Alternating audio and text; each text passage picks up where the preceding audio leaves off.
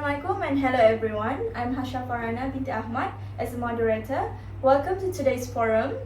Hi.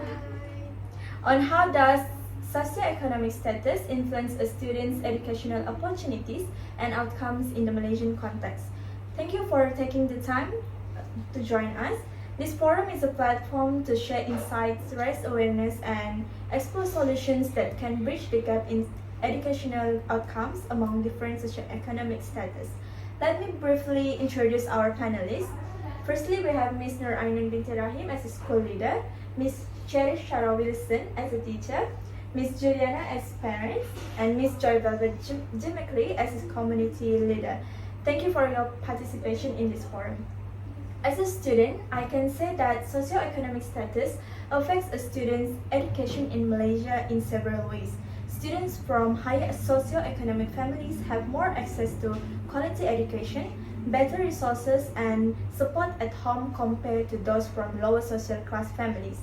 This is because students from lower socioeconomic background may face a lot of challenges such as a limited access to quality school, fewer learning materials, and even got less support at home. Let's start with the first question.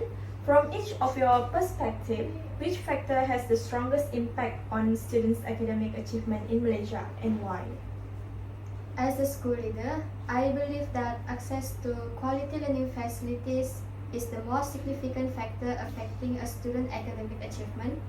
Students from low-income families often attend schools with fewer resources, such as limited science lab, libraries, or digital tools. Without a conducive learning environment, it becomes difficult to students to reach their full potential. Moreover, challenges related to nutrition, health, and emotional well-being also have a strong impact on their academic performance. That's why the role of school leadership is crucial in identifying these barriers and providing appropriate support. Okay, from my point of view as a teacher, parental involvement is one of the strongest factors influencing a student academic achievement in Malaysia, especially when viewed through the lens of socioeconomic status. Students from higher socioeconomic status family often have parents who are engaged in their education. They like to attend school meeting, monitor academic, and can afford private school, like tuition. On the other hand, students from a lower socioeconomic status background may have parents who are working multiple jobs or have limited education themselves, making it difficult for them to provide academic support at home. In the classroom, I noticed that students with strong home support tend to be more confident, motivated, and well prepared. Meanwhile, students from lower income households may struggle with attendance and low self-esteem, or maybe face pressure to contribute to household income, all of which affect their academic performance. That's all from me. Okay, hi. Me as a parent, socioeconomic status has a significant impact on students and academic achievement in Malaysia. So, these high-income parents are able to provide access to quality education and additional support, while those with low income often lack basic resources. This affects students for focus, homework preparation, and engagement in school, therapy, lowering our children's academic performance. That's all. Okay. And firstly, thank you, Pasha, as a moderator, and also for the question.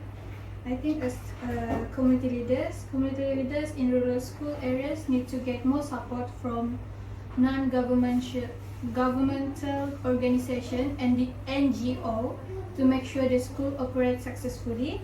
This is to provide good mentoring to improve academic performance in a rural area. Thank you for all the answers. Let's move to the next question. Ms. Ainun, as a school leader, What strategies can be used to ensure equal access to educational resources for all students? Thank you for the question. As a school leader, I believe that we must take proactive steps to ensure equal access to educational resources for all students, regardless of their socioeconomic background. Firstly, we need to distribute school resources freely. This means making sure that students from underprivileged families receive what they need, whether it's textbook, food assistance through programs like RMT or even device for online learning. Secondly, we must provide target academic support. For example, extra class or mentoring programs can help weaker students catch up and stay motivated in their studies. Thirdly, collaboration is key. We should work closely with NGOs, community leaders, and private sector to support our school with additional resources, motivational programs, and financial aid. Next, we need to train our teachers so they are more aware of the challenge faced by students from low-income families and can adjust their teaching accordingly. Lastly, empowering parents is important. Even if parents have limited education or income, they can still support their child's learning if given proper guidance, for example, through parent workshop or counseling session. By applying these strategies, we can help bridge the gap and make education more inclusive and fair for every student. Thank you, Ms. Ainan, for your insights. Next, we move to Ms. Cherish as a teacher. How can teachers adapt their teaching methods to support students from low-income families? Thank you for the question. As a teacher, I would like to use differentiated instruction as a teaching method. First, adapt material and resources.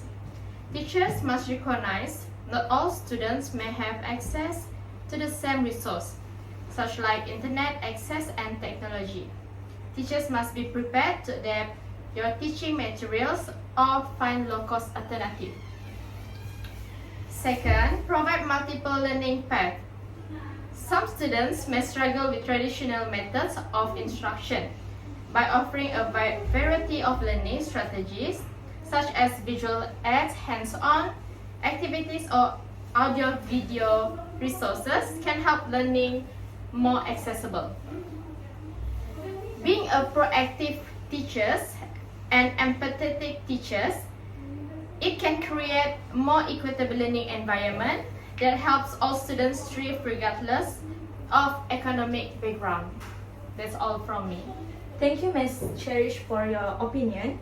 Ms. Juliana, as a parent, how does the parent's level of education affect their ability to support their child's learning at home? Okay, thank you for you.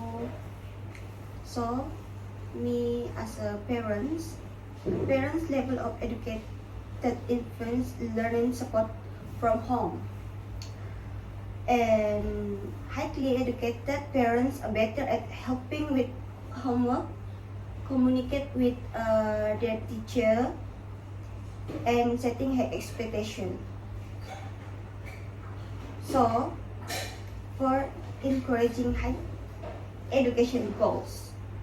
Conversely, less educated parents may lack the skill and understanding of the education system, and reducing support and motivation for our children at home. Yeah, that's all from me as a parent. Thank you, Ms. Juliana. In your opinion, Ms. Joy Velvet, as a community leader, what programs or initiatives can be run at the community level to reduce the impact of socioeconomic inequality in education? Okay, thank you again. I think what programs or initiative can be run at school to reduce impact of socioeconomic equality in education. I think we can suggest programs and such as free breakfast and lunch program to ensure all students, especially from B40 families, to receive the nutrition meals daily, And this is also to help improve concentration, attendance, and overall health. Other than that, I think we can do after school tuition and homework support to provide free remedial classes and tutoring by teachers or volunteers, so they can focus on core subjects like Bahasa Melayu, English, Maths, and Science. I think that's all from me. Thank you, Ms. Joy Velvet, for the opinion. With that, we wrap up today's discussion. Thank you for being part of this forum, and thank you everyone for watching.